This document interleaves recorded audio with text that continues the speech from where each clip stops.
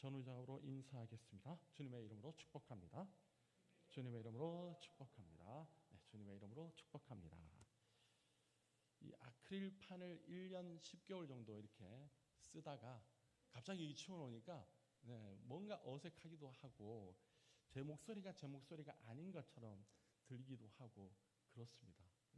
무언가 하나의 작은 변화에도 우리는 참 예민하고 또 민감하게 받아들일 수 있는데 그 또한 하나님의 은혜라 생각하시고 오늘 나에게 있는 어떤 변화에 대해서 주님의 은혜로 주님 안에서 기쁘게 받아들이면 그것이 하나님의 기적의 역사를 이룰 줄로 믿습니다.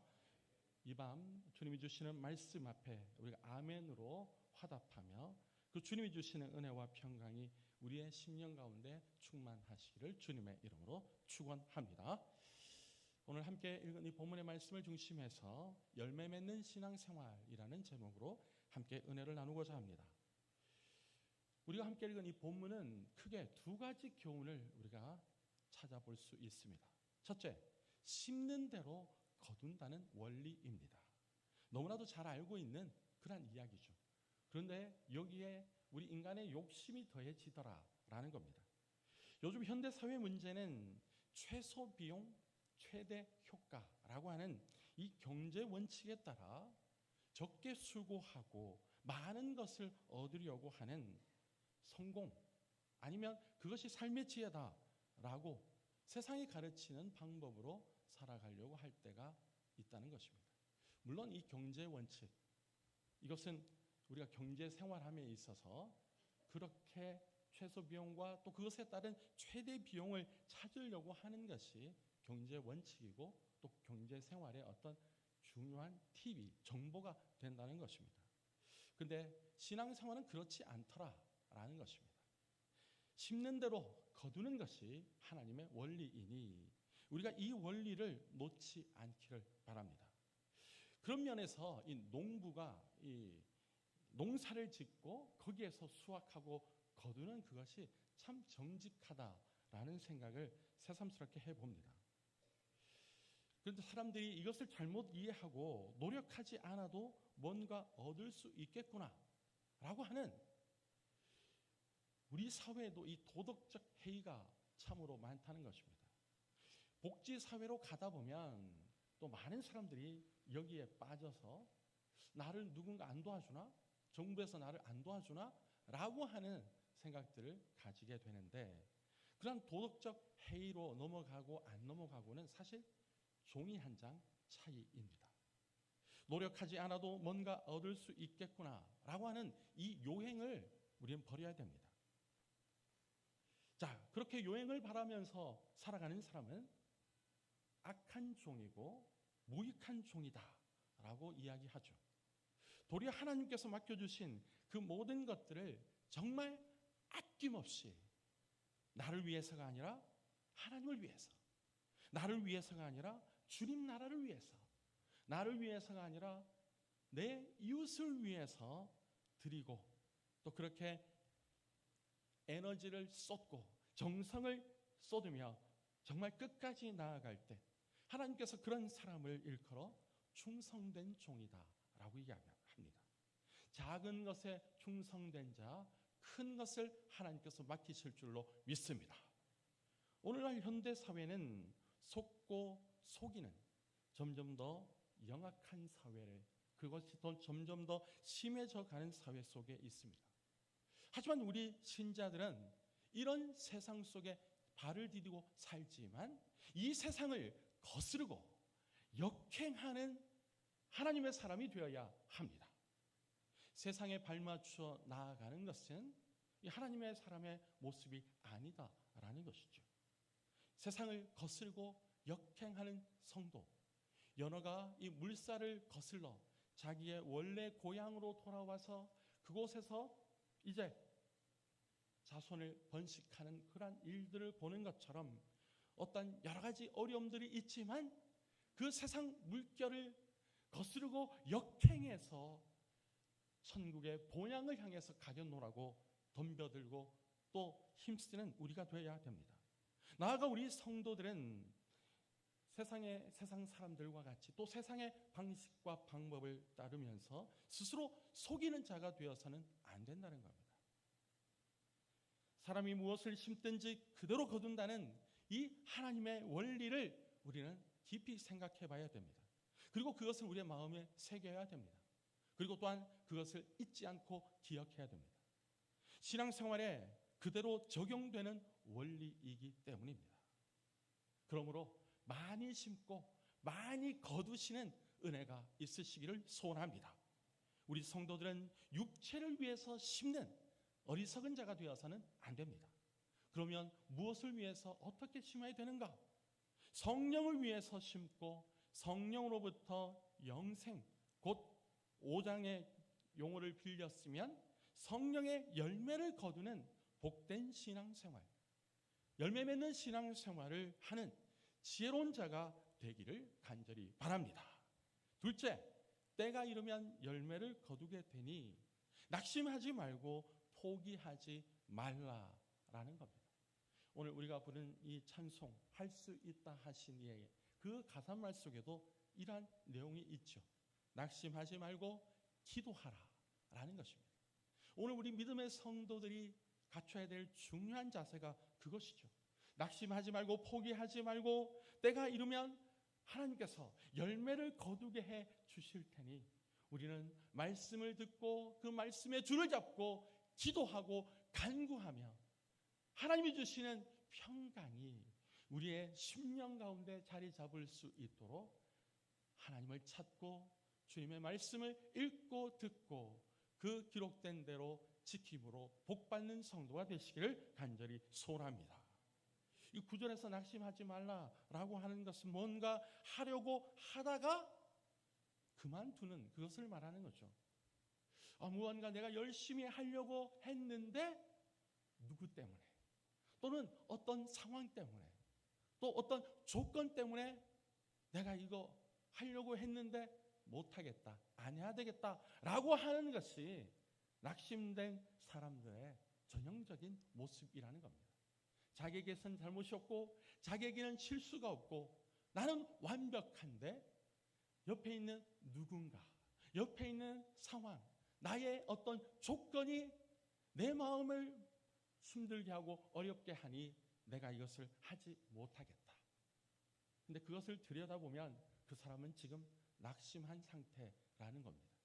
자신은 부인해도 하나님의 말씀에 이 하나님의 말씀의 척도를 들여다보면 바로 그 사람이 낙심한 상태에 이르러 있다는 것입니다. 우리는 지킬 만한 것 중에 하나님의 말씀대로 우리의 마음을 굳건하게 지켜야 할 줄로 믿습니다. 낙심하지 마십시오. 포기하지 마십시오. 때가 이르면 하나님께서 그 열매를 거두게 해 주실 줄로 믿습니다. 그래서 우리는 눈물로 씨앗을 뿌려야 됩니다. 눈물의 씨앗을 뿌려야 웃으면서 그 곡식단을 거둘 수 있다는 것이 시편 기자의 찬송이고 하나님의 말씀이죠. 사도 바울은 성도의 삶에서 이러한 행위가 얼마나 자주 그리고 쉽게 일어나는지를 잘 알고 있었습니다. 연약한 우리는 말씀과 기도 그리고 성도들에게 어떤 봉사를 하는 일에 쉽게 그만두기 쉬운 것, 낙심하거나 포기하는 사람들의 전형적인 모습이라고 말씀드렸죠. 게으르고 쉽게 실증내고 쉽게 마음의 상처를 받고 하는 등등 이러한 것들로 하나님의 선한 일을 포기하거나 포기할 때가 많으니 그것을 우리가 조심해야 된다는 것입니다. 이런 마음들은 우리로 하여금 죄에 유혹당하게 하고 또한 죄를 짓게 만드는 사탄에게 그 틈을 내어주는 것이다 라는 겁니다. 사탄은 틈만 있으면 파고듭니다. 그리고 그 틈으로 파고들어서 우리를 넘어뜨리고 만다는 거죠. 물론 우리가 치열한 삶을 살다 보면 이 실패하거나 실수하거나 또 넘어질 수 있습니다. 그러나 그때마다 우리 성도는 7전8기의 신앙적 자세를 가지고 일어서고 또 일어서는 또 일어서서 하나님의 뜻을 이루고 마는 그 자리에까지 나아가도록 예수 그리스도를 붙잡고 십자가를 붙드는 그러한 성도가 되십시오. 그래서 사도 바울은 성도들에게 낙심하지 말라, 포기하지 말라라고 강력하게 권면하고 있습니다. 이웃을 사랑하는 일, 연약한 성도들과 연약한 사람들을 붙잡아주는 일, 함께 짐을 나누어 지는 일, 목회자를 생각하고 돕는 일, 교회를 생각하고 기도하며 돕는 일, 다른 사람을 돕는 일 등등 결코 포기하지 말고 계속하고 열심히 해야 될 것들이 우리 주변에 참으로 많다는 것입니다. 사실 우리의 신앙생활 가운데 가장 힘든 것은 바로 기다림입니다. 인내라는 거죠. 열매가 맺을 때까지 기다리고 바라는 것이 너무나도 힘들고 사실은 어렵다는 겁니다. 너무나 우리가 믿음 생활 열심히 하고 하나님께 순종하며 살고 있는데 그 열매가, 그 결과가 바로 눈앞에 펼쳐지지 않을 때 우리의 마음속에 조급함이 생깁니다. 그래서 우리가 하나님을 끝까지 기다리기보다는 우리가 어떻게 하든지 그 결과를 만들어 보려는 본능이 우리를 힘들게 하고 넘어뜨립니다. 그 대표적인 한 사람이 바로 사울 왕이었습니다. 조금만 더 기다리면 됐었는데, 조금만 더 인내하면 되는데 그 고비를 못 넘기고 거기에 사탄마귀가 틈을 치고 들어와서 우리의 마음을 유혹하면 쉽게 거기에 걸려든다라는 것이 우리의 연약한 인생, 우리의 연약한 마음이라는 겁니다. 그 본능을 절제하고 억누르는 것이 너무나도 쉽지 않습니다. 그래도 본능대로 행동하면 안 되겠죠. 그 본능을 억누르는 그 힘은 어디에서 오는가? 바로 말씀과 기도로 무장할 때 나타날 수 있다는 것입니다. 그러므로 우리는 말씀을 가까이 하고 기도 생활에 열심을 내야 합니다. 하나님께서는 우리에게 그래서 낙심하지 말고 포기하지 말라고 하시죠. 결국에는 하나님의 때에 하나님께서 그 열매를 맺게 해 주시고 다 이루시겠다고 하기 때문입니다. 야고보서 5장 7절 8절에 이렇게 말씀합니다. 다 같이 시작. 그러므로 형제들아, 주께서 강림하시기까지 길이 참으라.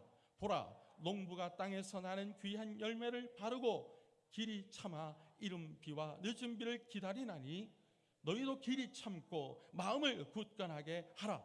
주의 강림이 가까우니라. 아멘. 열매를 바라고 기다리는 농부와 같이 우리 주님의 재림의 때가 가까이 와 있으니 조금만 더 참고 기다리고 인내하면서 우리의 마음을 굳건하게 하는 것이 필요합니다. 농부가 씨를 뿌릴 때 아무런 기대도 없이 씨를 뿌리는 농부는 없겠죠. 지금은 씨를 뿌리지만 이것이 시간이 지나면, 때가 되면 열매가 맺힐 것이다 라는 기대를 가지고 씨를 뿌린다는 겁니다. 우리의 신앙생활도 마찬가지입니다. 따라서 우리도 때를 기다릴 줄 아는 인내의, 기다림의 신앙 자세를 꼭 갖추시기를 바랍니다. 이와 같은 자에게 하나님께서는 더욱더 풍성한 은혜를 베풀어 주십니다. 이사야 40장 29절로 31절에 이렇게 말씀하죠. 피곤한 자에게는 능력을 주시며 무능한 자에게는 힘을 더하시나니 소년이라도 피곤하며 곤비하며 장정이라도 넘어지며 쓰러지되. 31절 다 같이 오직 여호와를 앙망하는 자는 새 힘을 얻으리니 독수리가 날개치며 올라감 같을 것이요 다른 박질하여도 곤비하지 아니하겠고 걸어가도 피곤하지 아니하리로다. 아멘. 여호와 하나님을, 우리 주님을 앙망하고 앙모하는 우리 모두가 다 되시기를 간절히 소원합니다. 우리는 주님께서 다시 오셔서 우리의 인생을 결산하시고 추수하시는 때까지 결코 포기할 수 없습니다. 포기해서는 안 됩니다. 자, 그러니 우리 서로에게 이 시간 잠시 이렇게 축복하겠습니다. 낙심하지 마세요. 포기하지 마세요. 시작. 낙심하지 마세요. 포기하지 마세요. 주님이 주시는 이 귀한 음성, 그것을 우리가 들을 수 있어야 합니다. 사실 선한 일을 하는 것은 얼마나 어렵습니까? 얼마나 이런저런 말들이 많이 나옵니까? 얼마나 힘이 듭니까? 그럼에도 불구하고 낙심하거나 포기해서는 안 됩니다. 이것은 하나님의 명령입니다. 왜 그렇습니까? 재림하실 주님께서 곧 오시고 또 주님이 보상해 주시기 때문이죠. 주님이 알아주시기 때문입니다. 그러니 낙심하거나 포기하지 마십시오. 그러기에 우리는 주님이 제시하시기까지 인내하며 우리가 해야 할 이 믿음의 경주, 믿음의 선한 일에 온 힘을 기울여야 합니다. 마태복음 5장 14절로 16절에 이렇게 말씀하죠. 너희는 세상의 빛이라. 산 위에 있는 동네가 숨겨지지 못할 것이요 사람이 등불을 켜서 말 아래에 두지 아니하고 등경 위에 두나니 이러므로 집안 모든 사람에게 비치느니라. 이같이 너희 빛이 사람 앞에 비추게 하며 그들로 너희 착한 행실을 보고 하늘에 계신 너희 아버지께 영광을 돌리게 하라. 그리고 오늘 보면 10절에서 사도 바울은 이렇게 권면합니다. 우리 다 같이 10절 시작.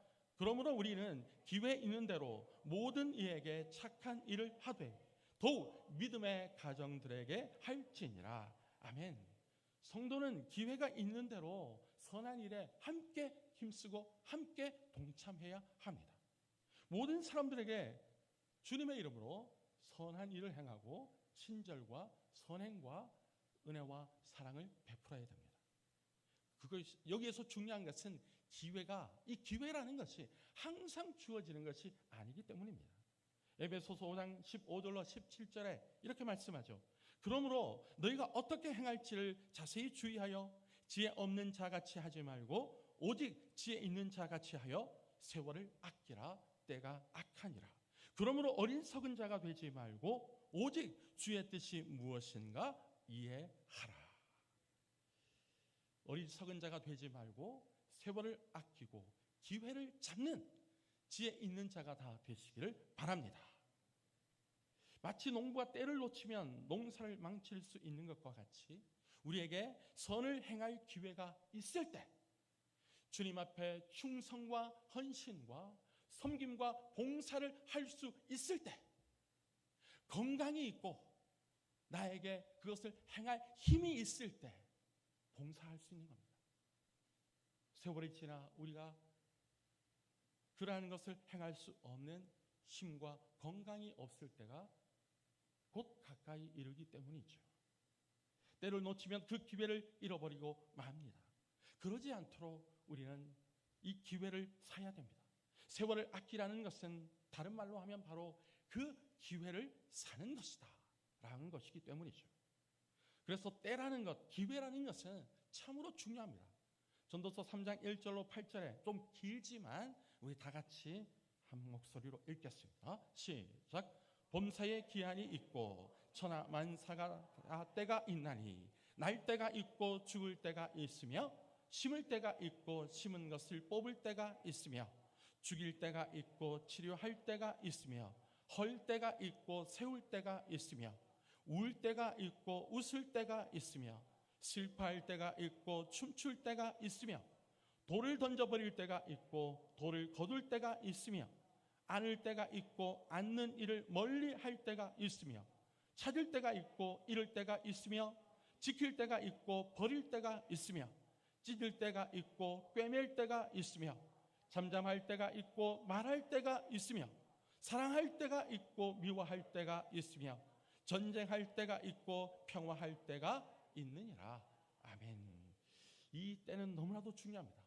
그래서 이 때를 잘 아는 것, 속된 표현을 빌리자면 치고 빠지는 거, 이거 잘하는 거, 밀고 당기는 거, 이거 잘하는 거 중요하고 또 참으로 중요하니 오늘 밤 또 시간이 되시면 댁에 가셔서 이 전도서 3장 1절로 8절의 말씀을 한 번 더 깊이 읽고 묵상하고 잠자리에 드시기 바랍니다.